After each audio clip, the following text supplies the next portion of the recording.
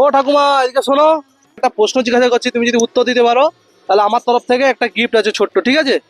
আচ্ছা তুমি বলো তো, যে শিবের যে গলায় যে সাপটা ছিল তার নাম কি তুমি জানো?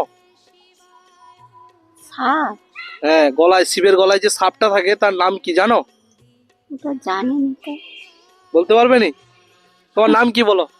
সুপালি রাখ জানো না? না। আচ্ছা, মনসা তো? না না, মনসা না।